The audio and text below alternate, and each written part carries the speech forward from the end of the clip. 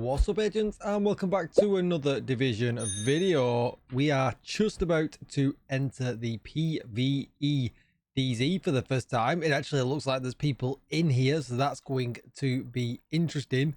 Don't forget to like, share, comment and subscribe. Let me know what you think about the PvE DZ down below. And let's hop in. Okay, so as far as global modifiers go, I've not had any of them on right now. But we'll try Invincible out. It sounds interesting to me. We'll go with the offensive modifiers, I guess. Hilo almost at extraction zone. Yeah, people are definitely in there. Well, Invincible is on, but because we don't have an icon, so yeah. And yeah, let's check it out. Transmission range limited. Proximity coverage only. So, oh, actually, I need to make a quick change to my build, so I will be right back. It looks like the Tinkerer prototype fix is not in the PTS because the A is red, so I'll be right back. Exiting. Reception limited. And we go again. Now, I don't really know what to expect in here, so I have just got Striker's build on with a Liquid Engineer. All red, not really got any type of survivability.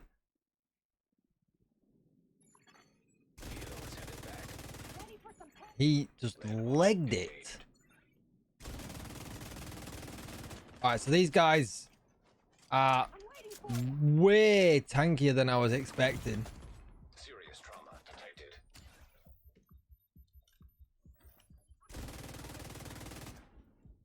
No wonder Leo was having a time with them.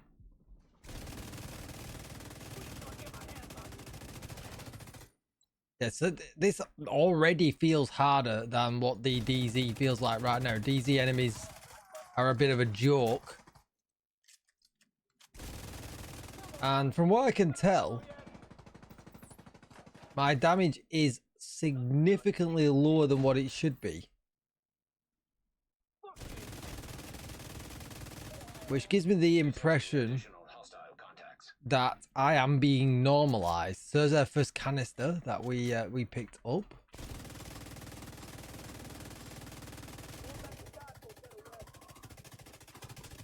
Which also will give me the impression that augments would not be working either.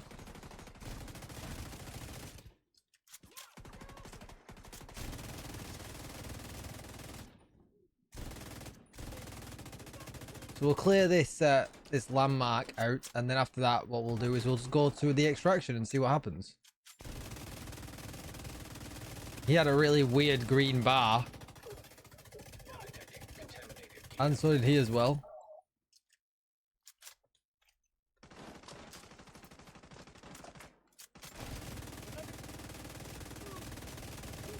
That is odd. Are they like overhealed maybe? Obviously, as I haven't paid too much attention to the modifiers when jumping in here, that could be a modifier thing.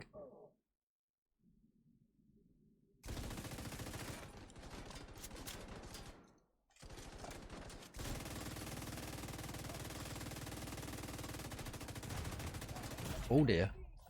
Yeah, I kind of get the feeling that the PvE DZ probably shouldn't be normalized. It's PvE after all.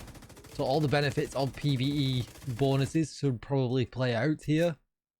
But is that a difficult thing for them to do? If it's on a rotation? I suppose not, right? They've got to do it on a rotation anyway for the other rules that we've got. So yeah, why not be able to make them changes for PvE stuff only?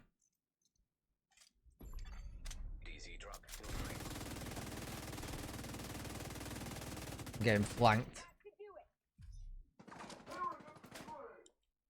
So I do actually kind of like the fact though that it's a little bit more of a challenge, but I wouldn't want it to be a challenge in this way, if that makes sense. I definitely want it to be a challenge in the fact that my gear still works to its maximum potential. Like I would still want my augments to work. obviously, I'm guessing I'm getting the new PvP stat bonuses as well. Oh, there's a player. Almost within range. Vehicle is on site. DZ drop incoming. Immediate medical assistance needed.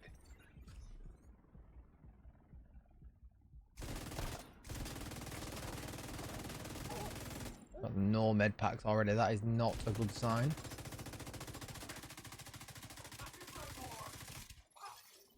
Detonated gear. So maybe running like something with a bit more survivability in here would be. There's the munitions canisters. They just casually drop on the floor. Drop has been delivered. I am already at maximum toxicity.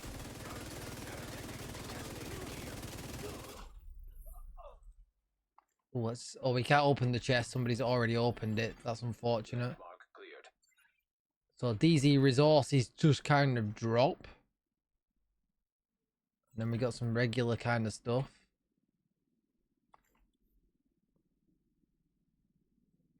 Alright, so that looks kind of as normal. So let's head to an extraction. That extraction's going. So now I'm kind of being hindered, but if I use my global modifier...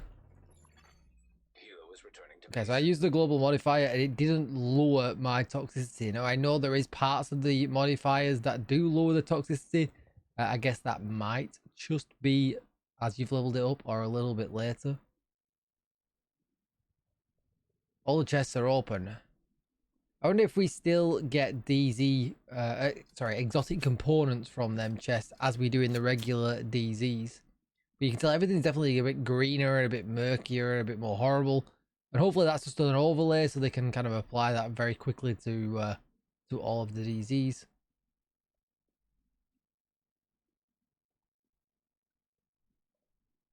Yeah, my first initial thought is, why am I getting PvP scaling in a zone that is not PvP at all?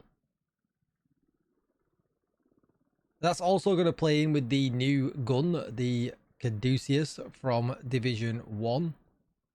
Because the heal from that is dependent on how hard you hit. Helo inbound. Extraction called. So we extracted. Okay. System curtailed. There is our new hunter friend. For pickup.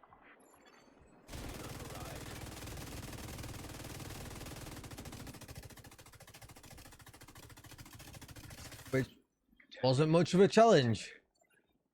With 8 bullets to go. He gave us a Dark Zone key and some Umbra.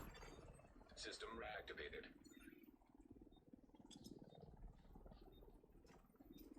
Pickup begun. So that was quite interesting that came straight away. Helo will Like deploy there was in 30 no seconds. wait time at all for that, which is Has been stolen by a rogue agent. pretty interesting. The Dark Zone drop has been stolen by a rogue agent. Another agent, you mean, game? Alright, so let's head out and see if it actually resets the toxicity. So I kind of like the premise of this, right? I know from a PvP point of view, you know, we're in what's generally a PvP area. And there might be some question marks above that where people say, you know, it's not required, it's not the nature of the Dark Zone, you know, and things like that.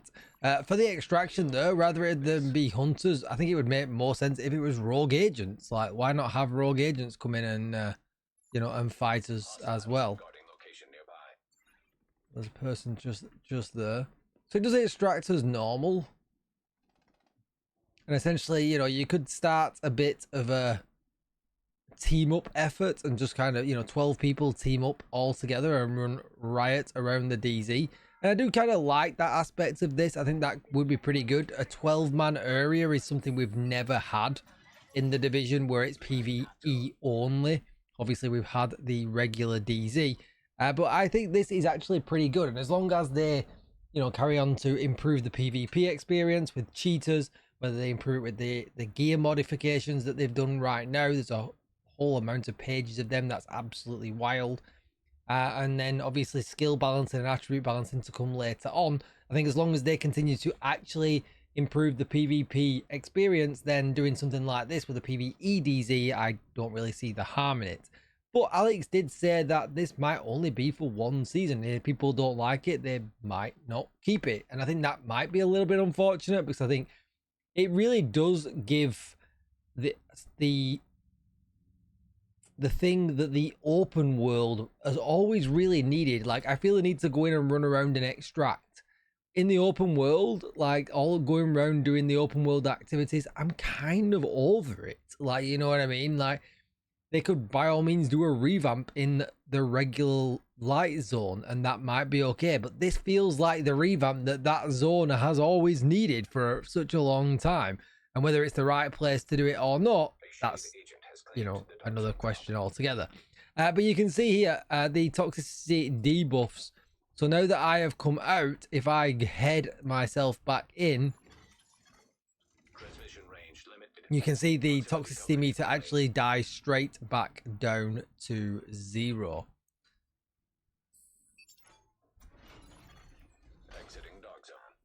So we head into the map. You can see here on the side that you get no debuffs up to 99 stacks. Between 100 and 199, you get minus 30% reload speed and minus 30% weapon handling. Between 200 and 299, you get plus 25% damage taken and minus 30% Has-Pro. Between 300 and 399, you get 100% threat generation and minus 10% movement speed. And between 400 and 500, when taking damage, there's a 20% chance that you will be disorientated for 3 seconds. We get plus 4 toxicity stack every 10 seconds, and you have to exit to remove the stacks, as we just found out.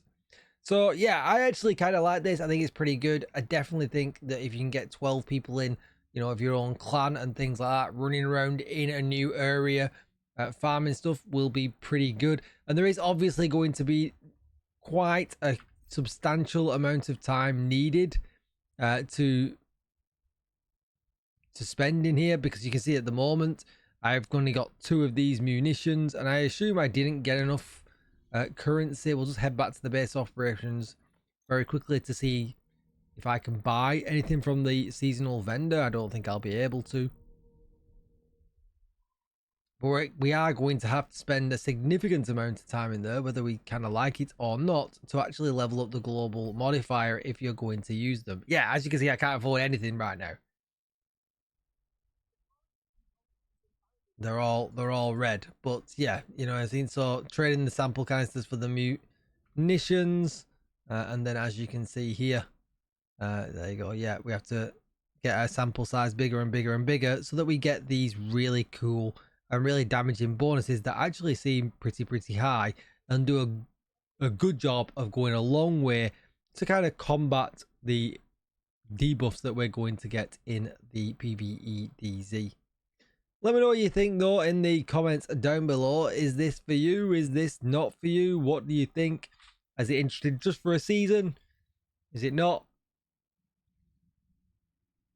Who knows? But don't forget to like, share, comment and subscribe. And as always, agents, thanks for watching, and I will see you in the next one. Bye bye.